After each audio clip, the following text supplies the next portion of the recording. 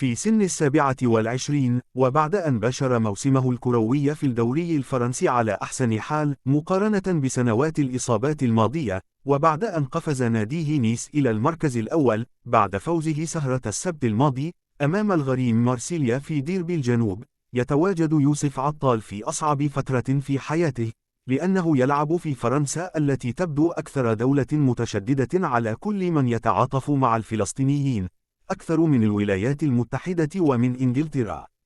يوسف عطال يوجد حاليا ما بين العدالة وإدارة ناديه، ووسط ضجة إعلامية كبيرة تجاوزت حتى مسلسل الإثارة الذي يدور حول كريم بنزيما في مسلسل إعلامي لا ينتهي، ولكن الفارق هو أن يوسف عطال ما بين أيديهم، والإعلام الفرنسي يدفع في نادي نيس لأجل فسخ عقده معه مباشرة بعد محاكمته إداريا، وهو السيناريو الأقرب بالنسبة لفريق الجنوب الذي كان منذ موسمين فقط يضم عددا كبيرا من اللاعبين الجزائريين، وهم أندي ديلور وبلال إبراهيمي وهشام بوداوي وبدر الدين بيعناني والحارس الاحتياطي بولهاندي وعطال الذي استرجع هذا الموسم عافيته.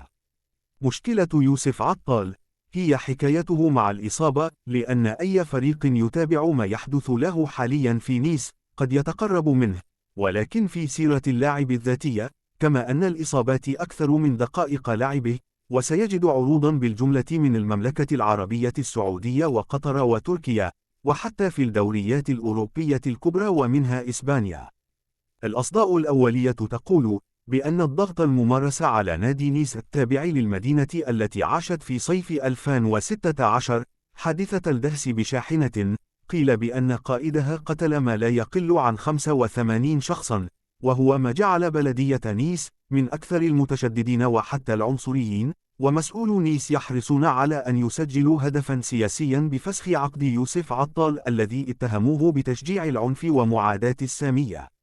لم تحدث في مواجهة مارسيليا أمام نيس إشارات تضامنية مع المدافع الدولي الجزائري، حيث مرت المباراة من دون أي إشارة للغائب الأكبر عنها وهو يوسف عطال، والذين يريدون إقحام الفيفا في قضيته لن يفعلوا شيئا، وسيبقى اللاعب سانحا للمنتخب الوطني خاصة في المواعيد القادمة، وأكيد أن المكلف بأعماله يتصيد الآن الكثير من العروض التي يجب خطفها في الميركاتو الشتوي القادم، إذ تحاول إدارة نيس عدم الخسارة في قضيته من خلال الاستناد على بعض الثغرات القانونية، بحثا عن وقاية نفسها من تعويض اللاعب بعد فسخ عقده.